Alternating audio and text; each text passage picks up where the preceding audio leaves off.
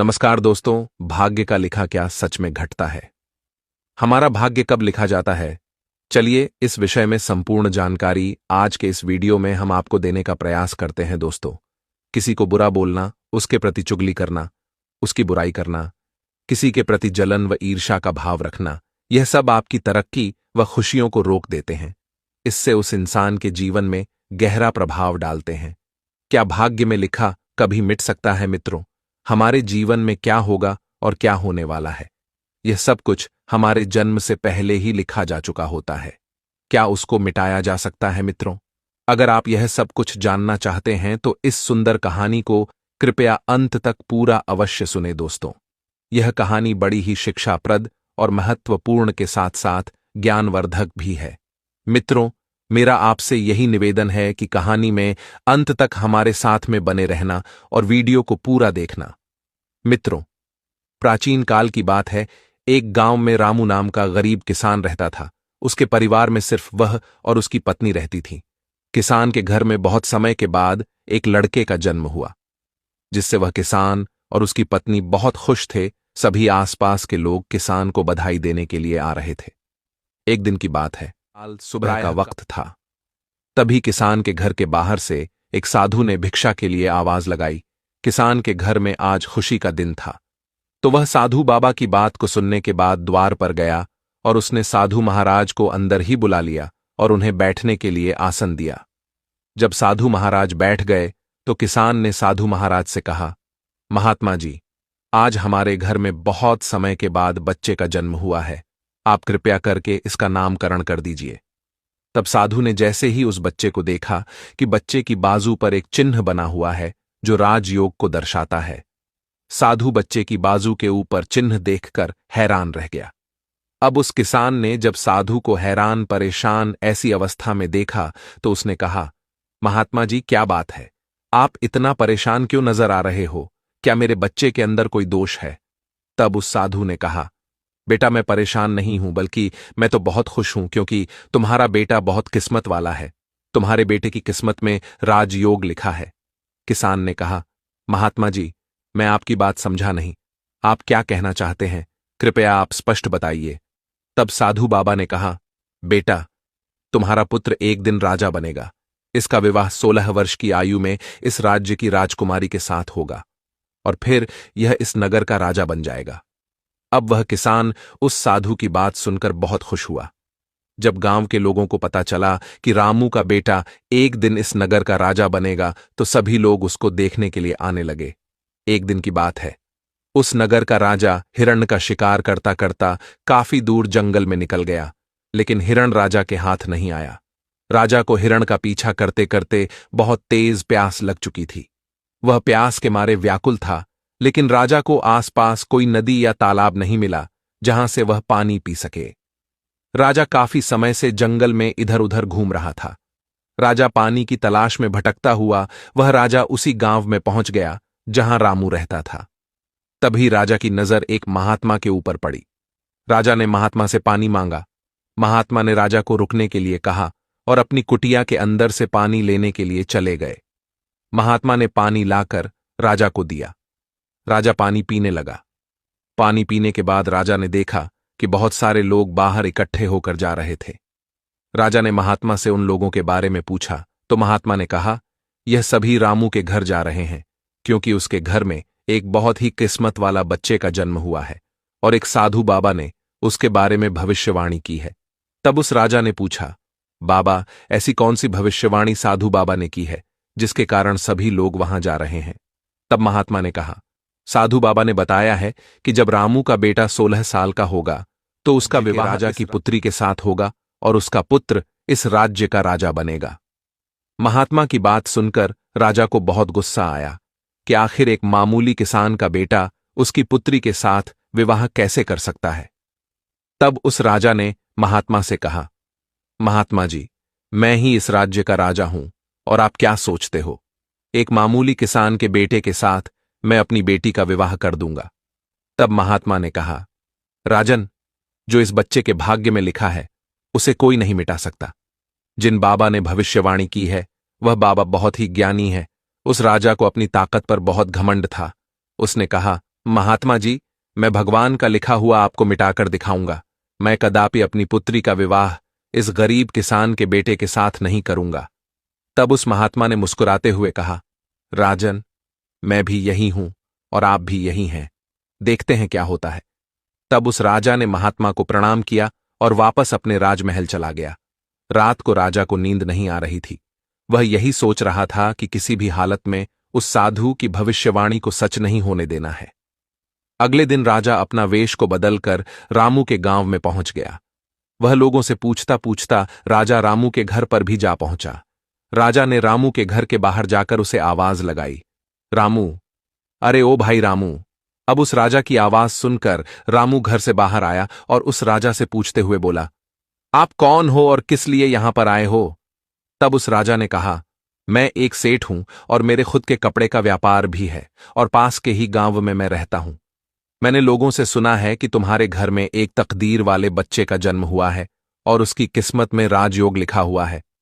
अब उस रामू ने कहा, हां सेठ जी, आपने सही सुना है। एक महात्मा ने तो हमसे यही कहा है। राजा ने रामू से कहा, अगर तुम बुरा ना मानो तो मैं एक बात कहूं। तब रामू ने कहा, हां सेठ जी, बोलो। तब उस वेश बदले हुए राजा ने कहा, तुम अपना बच्चा मुझे दे दो। इसके बदले में मैं तुम्हें बहुत सारा धन दूंगा और तुम्हारे बच्चे का पालन पोषण भी करूंगा। अब उस वेश बदले सेठ रूपी मनुष्य के मुंह से ऐसी बातों को सुनकर रामू और उसकी पत्नी सन्न रह गईं और रामू की पत्नी ने कहा, नहीं सेठ जी, मैं अपना बच्चा आपको नहीं दे सकती। तब राजा ने कहा, तुम एक मामूली से किसान हो, तुम अपने बच्चे का पालन पोषण अच्छी तरह से कैसे कर सकोगे? तब रामू ने सेठ की बात सुनकर कहा, हां सेठ जी, आप ठीक कहते हो। हम इस बच्चे का पालन पोषण अच्छी तरह से नहीं कर सकेंगे और इसकी शिक्षा के लिए धन कहां से लाओगे? अब तो रामू की बात को सुनकर उसकी पत्नी ने कहा, ठीक है सेठ जी, मैं आपको अपना बच्चा देने के लिए तैयार हूं, लेकिन जब यह 16 साल का हो जाएगा तब आप मुझे इसे वापस कर दोगे तो ही मैं इसको आपको दे पाऊंगा। तब राजा ने कहा, हां ठीक है, जब तुम्हारा बच्चा 16 वर्ष का हो जाएगा तो मैं इसे तुम्हें वापस कर दूंगा। अब उस राजा ने यह कहकर बच्चे को अपने हाथ में ले लिया और वहां से चला गया। राजा अपने साथ बच्चे को लेकर एक नदी पर जा पहुंचा। राजा ने सोचा था कि वह बच्चे को नदी में छोड़ देगा और उसकी मृत्यु हो जाएगी, लेकिन बच्चे का मासूम सा चेहरा देखकर उसको नदी में छोड़ने की हिम्मत नहीं हुई। बहुत सोचने के बाद राजा ने लूट लिया और बच्चे को संदूक में बंद करके पानी में बहा दिया। राजा ने सोचा, संदूक गहरी नदी में जाकर अपने आप ही डूब जाएगा और यह बच्चा मर जाएगा। यह सोचकर राजा अब निश्चित होकर वापस राजमहल में चला गया कि अब यह बच्चा वापस नहीं आएगा और मेरी बेटी के साथ इसकी शादी अब कभी भी नहीं होगी। अब तो मैंने भाग्य का लिखा हुआ मिटा दिया है मित्रों। उधर वह संदूक बहता हुआ एक नदी के किनारे पर पहुंचा, जहां पर एक धनवान सेठ सूर्य देवता को जल चढ़ा रहा था। उस सेठ ने जब संदूक को खोलकर देखा तो उसके अंदर एक सुंदर से बच्चे को देख वह हैरान हो गए। उस सेठ की कोई संतान नहीं थी। अब वह सेठ उस बच्चे को अपने घर ले गया। सेठ की पत्नी बच्चे को देखकर बहुत खुश हुई। उसने जब सेठ से पूछा कि यह बच्चा किसका है, तो सेठ ने उसको बच्चे के बारे में बताया कि कैसे वह उसे नदी में बहता हुआ मिला। अब वह सेठ और उसकी पत्नी ने बच्चे के लिए भगवान को हाथ जोड़कर धन्यवाद किया। अब वह बच्चा सेठ के घर में पलने लगा। सेठ ने उस लड़के का नाम सूरज रखा था। इसी धीरे धीरे 16 वर्ष बीत गए। सूरज बहुत ही समझदार और बुद्धिमान था। एक दिन सूरज को अध्यापक पढ़ा रहा था। अध्यापक जो कुछ भी पूछता था सूरज तत्काल उसका जवाब दे देता। यह देखकर अध्यापक ने सूरज से कहा, बेटा, तुम तो बहुत ही समझदार और ज्ञानी हो, तुम आगे चलकर बहुत बड़े आदमी बनोगे। अध्यापक सूरज की प्रशंसा कर रहा था कि तभी वहां से वही राजा गुजर रहा था जो किसी दूसरे राज्य में किसी काम से जा रहा था। जब उस राजा ने सूरज की तरफ देखा तो राजा वहीं पर रुक गया। अब वह राजा सूरज से पूछने लगा, बेटा, तुम कौन हो और कहां रहते हो और तुम्हारे पिताजी का नाम क्या है? तब सूरज ने कहा, महाराज, मैं सेठ हीरालाल का पुत्र हूं। यह पूछकर राजा वहां से चला गया। अपना कार्य करने के पश्चात राजा जब वापस आया तो वह सेठ हीरालाल के घर गया और उसने हीरालाल से कहा, हे श्रेष्ठ, तुम्हारा बेटा बहुत ही समझदार और बुद्धिमान है। सेठ हीरालाल ने राजा की बात सुनकर कहा, महाराज, मैं उसका असली पिता नहीं हूं। मैंने तो उसे सिर्फ पाला है, लेकिन वह मेरे लिए बेटे से भी बढ़कर है। तब राजा ने सेठ हीरालाल से पूछा, क्या यह लड़का आपका पुत्र नहीं है? तो फिर यह लड़का आपको कहां से मिला? फिर सेठ हीरालाल ने राजा को सारी कहानी सुनाई कि कैसे वह उसे बहते हुए पानी में एक संदूक से उसका पुत्र मिला था। जब राजा ने सेठ हीरालाल की बात सुनी तो वह चौंक गया और समझ भी गया कि यह बच्चा वही है जिसे मैंने 16 साल पहले नदी में बहा दिया था। राजा और सेठ हीरालाल अभी बातें कर ही रहे थे कि वहां पर सूरज आ गया।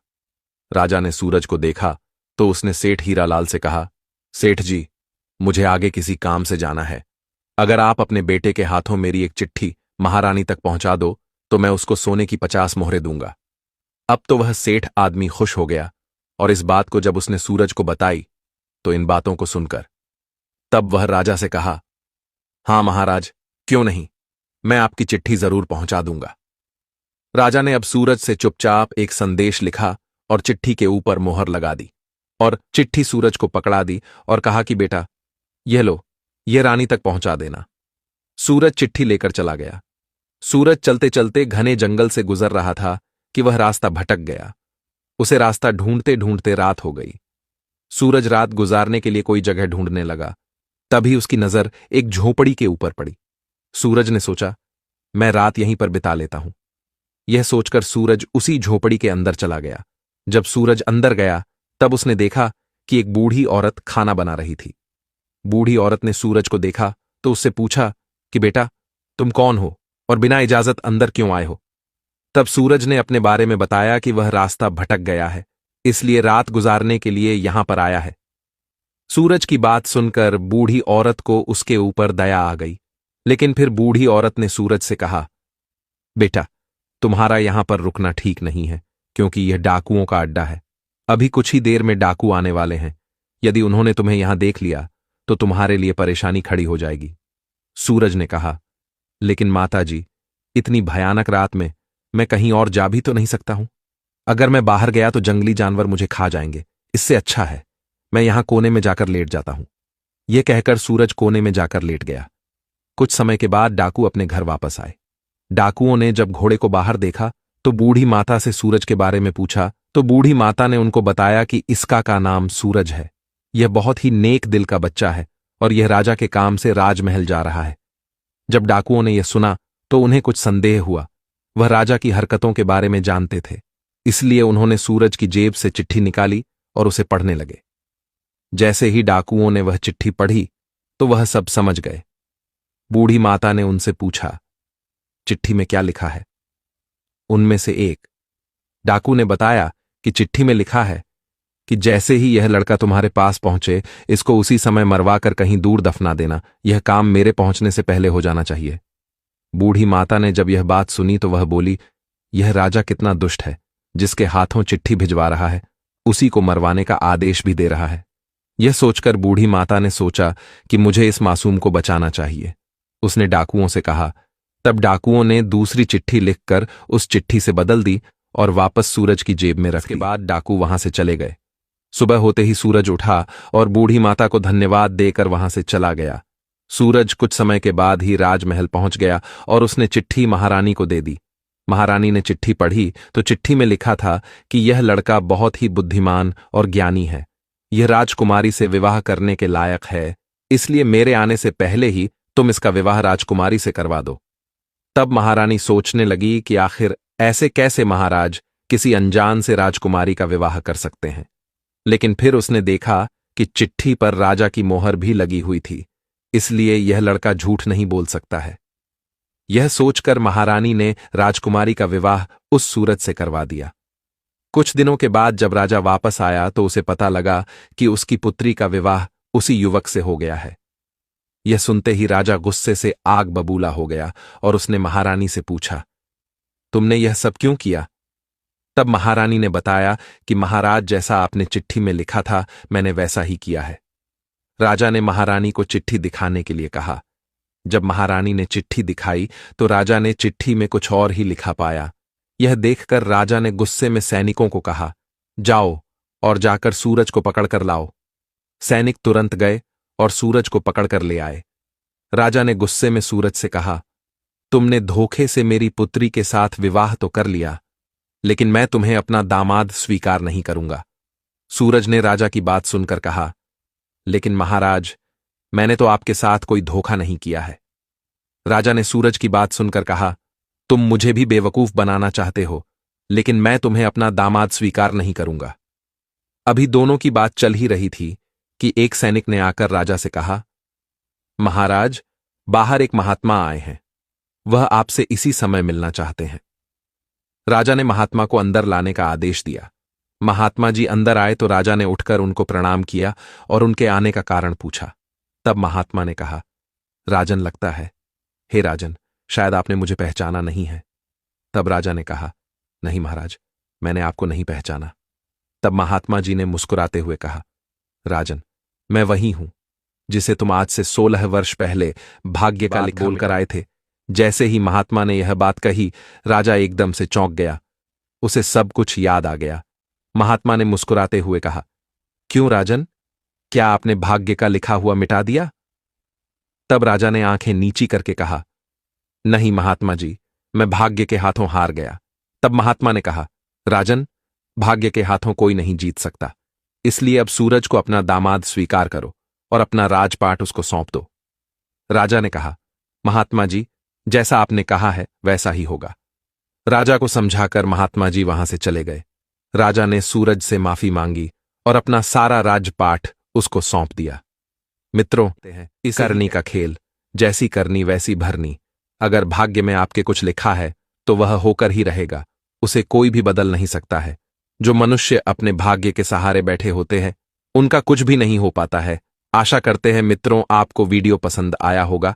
अगर आपको वीडियो पसंद आया है तो इस वीडियो को लाइक करके चैनल को सब्सक्राइब करना न भूलें। बाकी मित्रों, आप सभी का वीडियो को यहां तक देखने के लिए धन्यवाद।